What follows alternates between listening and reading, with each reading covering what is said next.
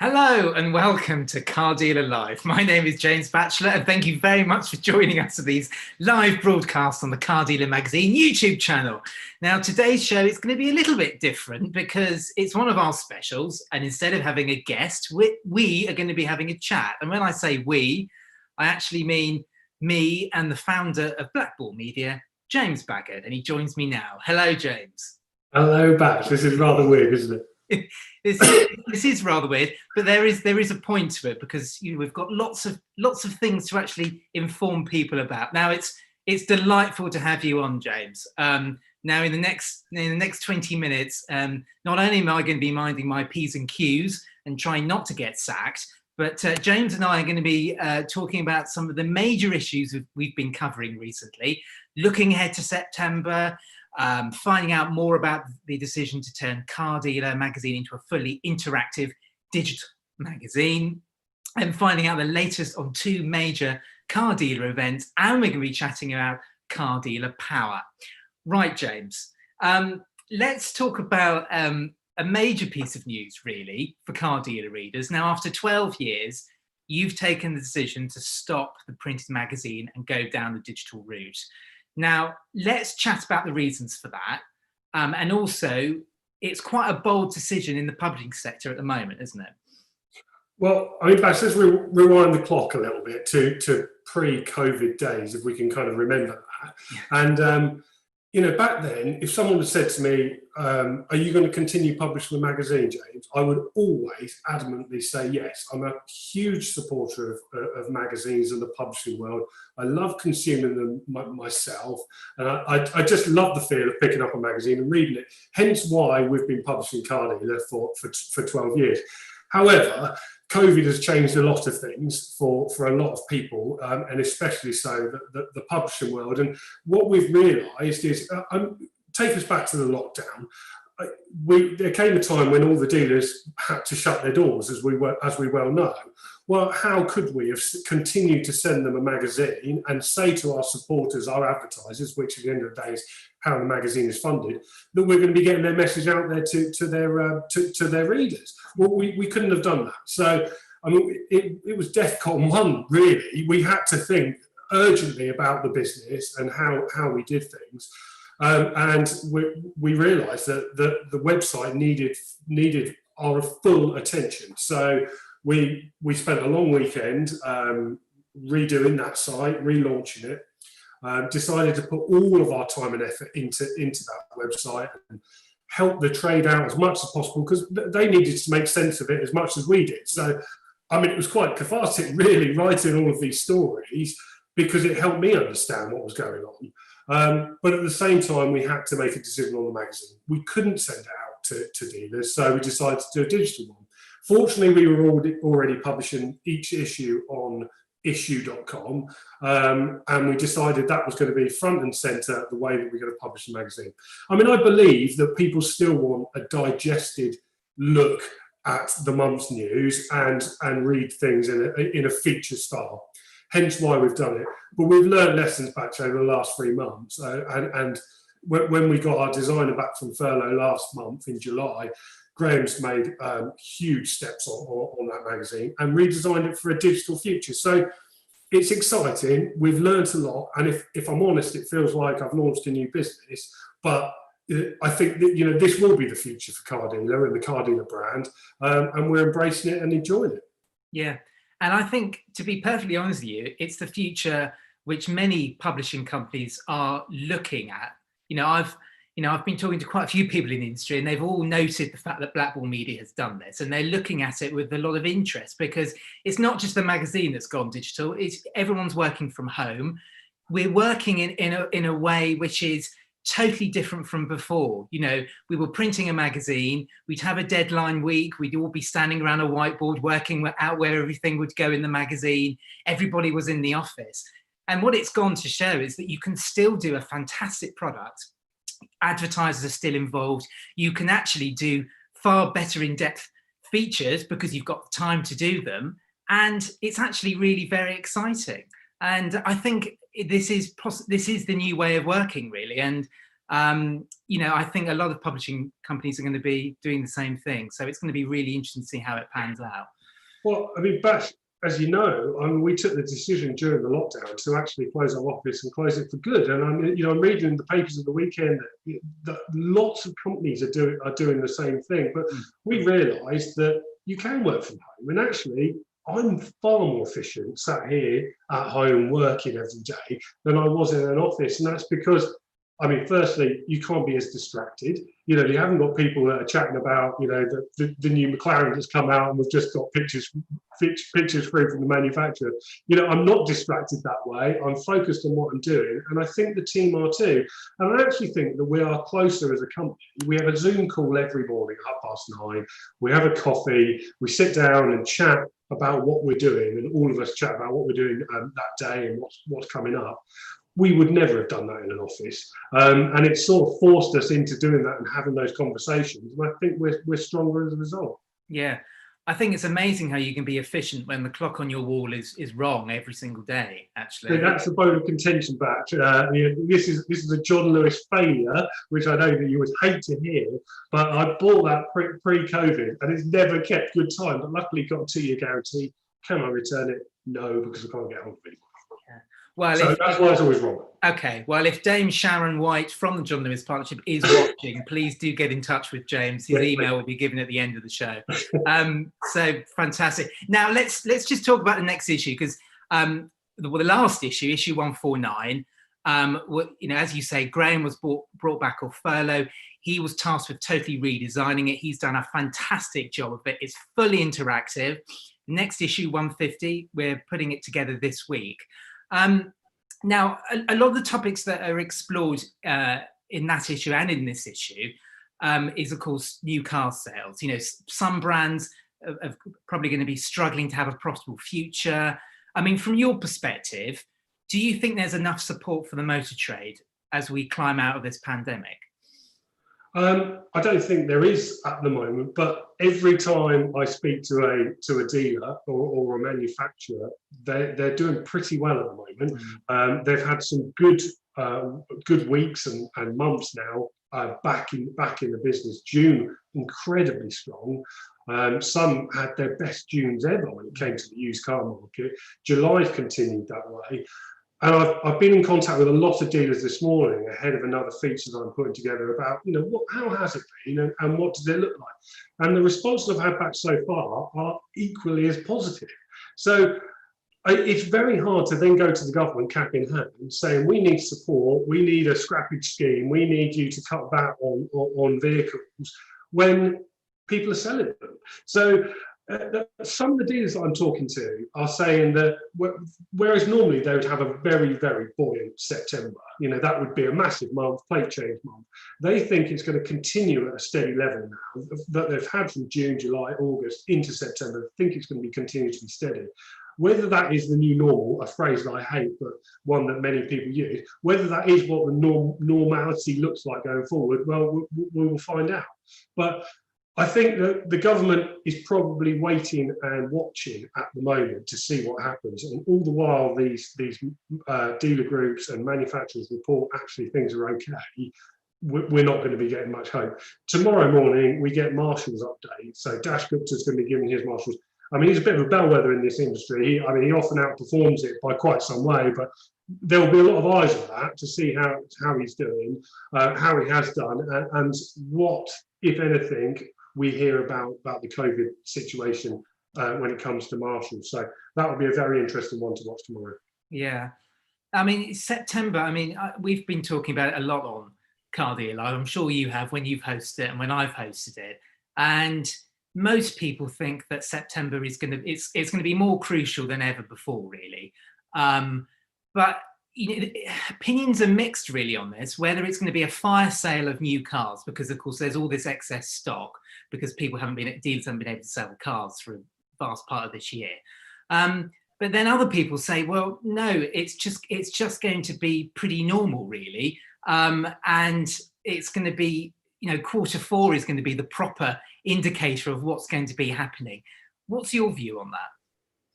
I think we're probably going to see some cracking deals for this September. I mean, manufacturers are going to need to push new cars. There's no doubt about that. there are the people that we talk to, the likes of What Car, Car Wow, those sorts of people that are seeing the advertising and the demand come in. They're saying there is demand out there for new cars, but I still think people are going to want to deal.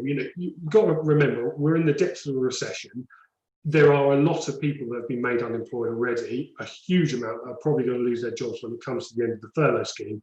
That will impact the economy, and that will impact the car market. So I'm not sure what September is going to look like. I mean, I'm sitting on the fence a little bit here, but I think if you look back at July, new car sales went up. Be interesting to see what happens in August, because I don't know about you, but I've not been able to get hold of very many people. It seems like the world has taken August off.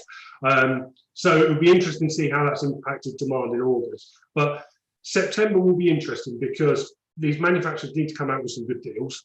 And I think they will. And probably by that point, all the people that have been holding off in hope of a scrappage scheme will probably realise one's not coming now. And if they were holding off and they want to buy a new car, they probably will do for that new plate. Mm.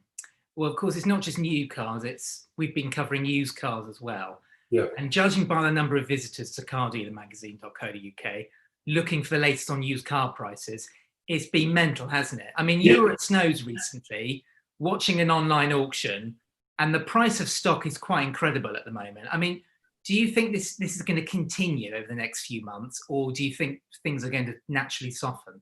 Well, I mean, it is something that's been driving up traffic on the website. And I mean, again, going back to the changes in the business, I mean, the website has just been unbelievable, really.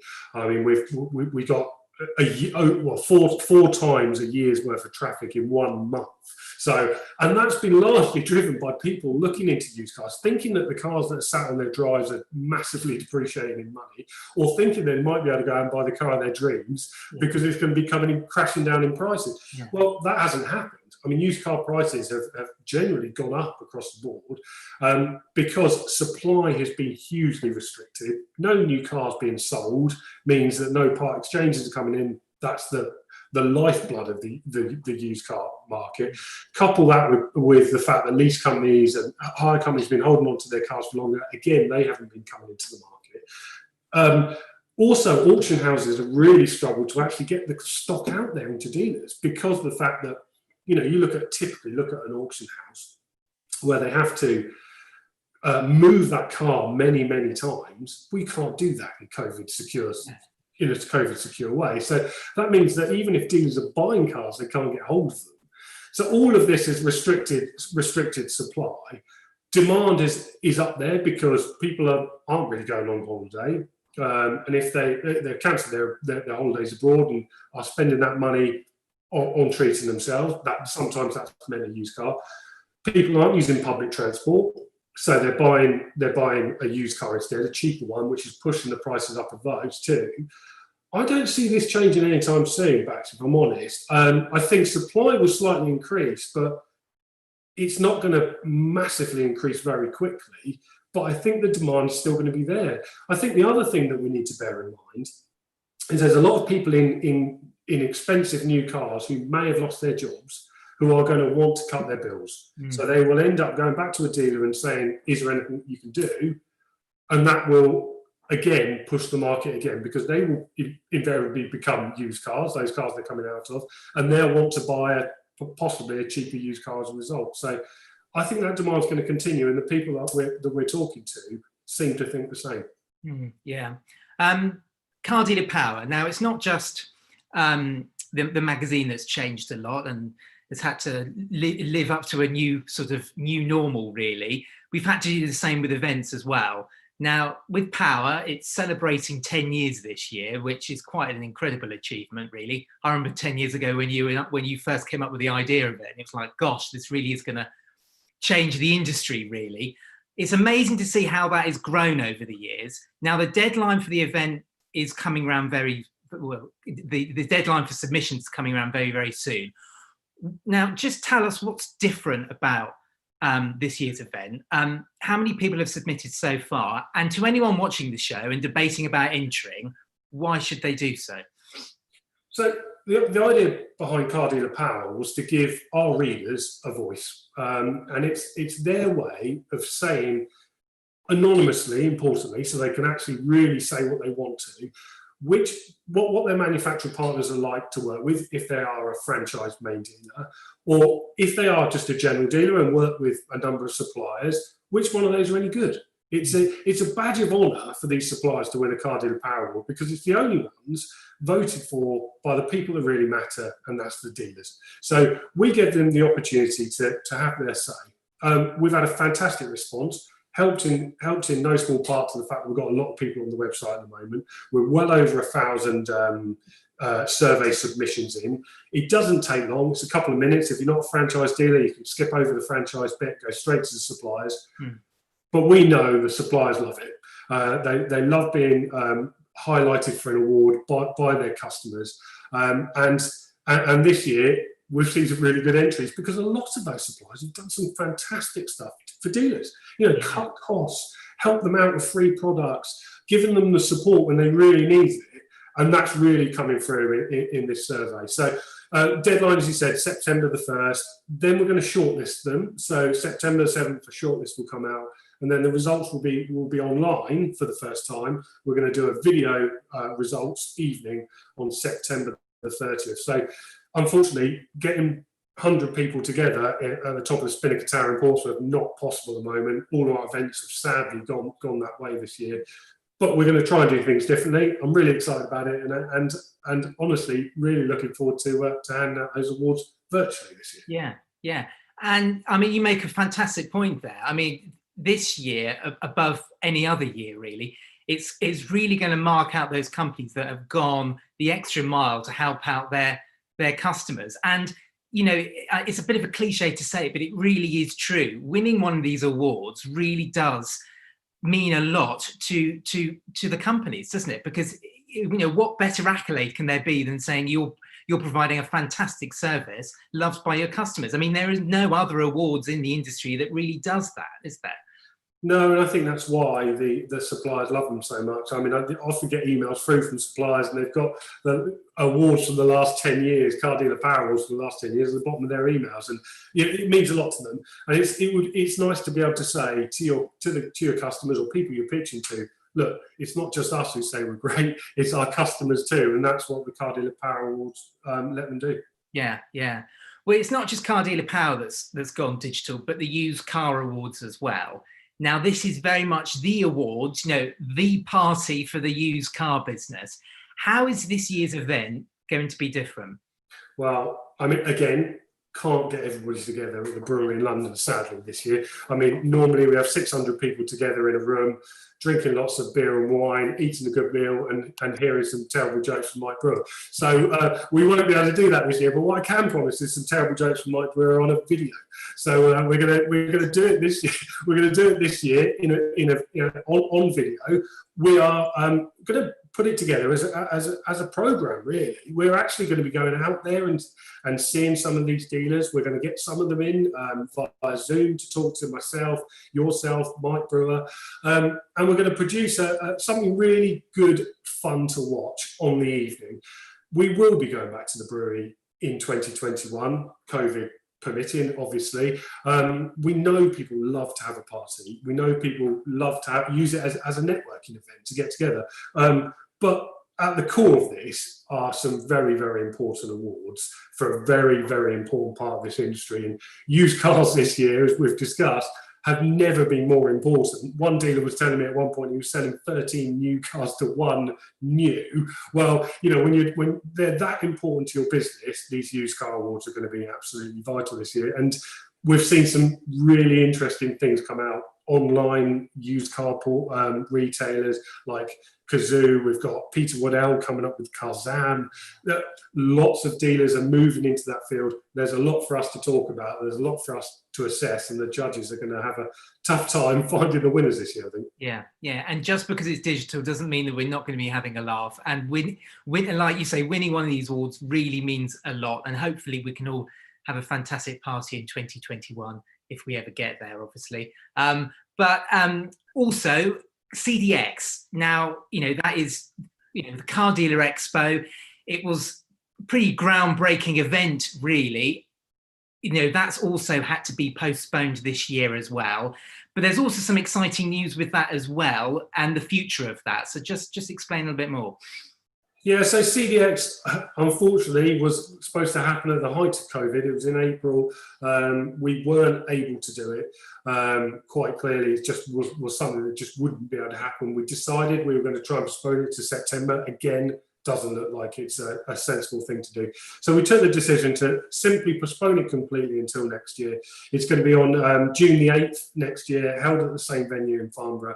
And we're going to be working again with Andy Entwistle. He's former director of the business, massive supporter of CDX, really drove it from behind the scenes when he was with us. He set up an events business to launch a British motor show. It's the perfect person to work with on this. So we've signed a 5-year licensing deal with Andy. We're going to be working together on the 2021 event. After that, we will become media partners. We will still have a large part to play in CDX, but Andy will be able to help move it in his direction too. So it's a case of as the business has changed, especially for us personally, we sort of lost the expertise in the business when it came to events. So by using someone like Andy and his events team, we're going to be able to continue to make it a success. And I honestly think it's very, very important to get together for these sorts of networking events. It's very important to all be in the same place in a socially distanced fashion at the moment, and probably will be in the future. But you learn a lot at CDX. In one day out of the office, you can hear a lot from a lot of different people. We've got some brilliant headline partners, including Facebook, Motors, eBay Motors Group, and Code Weavers, and some other great partners. So there'll be some good stuff on the day. Unfortunately, we just have to postpone it for a little while. Now, for most trade titles, having those events would be enough, but we've decided to launch something else as well, which is the top 100. Now, This is something I spoke about it recently when we had Mike Jones on Car Dealer Live, and his enthusiasm for it is really infectious. And I hope people watching this are excited about it as much as you and I are, because it's genuinely something very different, isn't it? Well, it's been something I've wanted to do for a long time, if I'm honest, Batchelor. And talking to a lot of the retailers over the last few months, it's something that they've wanted to see too. For too long, dealers have been ranked in this industry by turnover, which, if you're in business, most people know means very little. It just means how many cars you sell. It doesn't mean how successful you are at selling those cars. So profitability in any business is absolutely key. It's the number that is most important to any business, and that's why we're going to rank these dealers via the number that they make. How much profit do they make? But again, importantly, we wanted to give it another twist. Other lists in the past have separated franchise from independence, and I just don't think that's fair. A car dealer is a car dealer, and they should be ranked against each other. And actually, there are some fantastic independent operators out there who make very, very good money.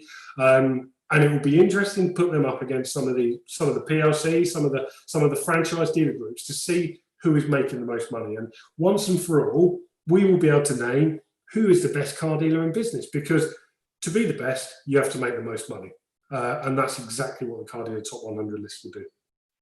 And so for anybody who wants to be a part of that, how do they do it? So it's a little bit tricky. And so if you just bear with me, let me explain the reasons we've done this. So we are taking accounts submitted to Companies House up to February the 28th. And the reason for that is that's all pre-COVID. And we wanted to do that to kind of give a picture of what the state of the nation was prior to this crisis, because it would be unfair to include it. So as long as those companies have closed their end of year by February the 28th, we will include them in the list. If they haven't, they'll be included in next year's list. Now, Companies House give a little bit of leeway to get those accounts in. So up until September the 30th, they can be submitted with Companies House. If it's after that, or they specifically want us to see them, they can email them to us. It's top100 at ase-global.com. ASC Global, Mike Jones and his team are going to be helping us audit these accounts, and we're going to be getting comment from our headline sponsors, G-Forces, who are also going to help us look at these accounts and give us some analysis of them. I'm really excited about this list, Batch. I mean, it's something I've wanted to do for a long time. We've found the right partners to help us pull this together, and I think there's a lot of dealers out there who are going to be very interested to see how they rank against some of what were previously seen as the biggest dealers in this industry. Yeah. Well, brilliant. Thank you, James. Thank you so much for coming on Car Dealer Live. Thank you for having me. It's been an absolute pleasure. Slightly surreal, but also fantastic to learn a little bit more about the major decisions we've taken recently. Now, there's lots more info about all the topics we've discussed about on the website. If there's anything in particular you want to find out more about, do drop James an email, james@blackmormedia.co.uk. James won't mind me saying that, but just don't spam him, obviously. And on Wednesday, we've got the Chief Executive S&T, Mike Hawes. Very much looking forward to that show. Please don't miss that. And until then, thank you very much for watching, and bye-bye.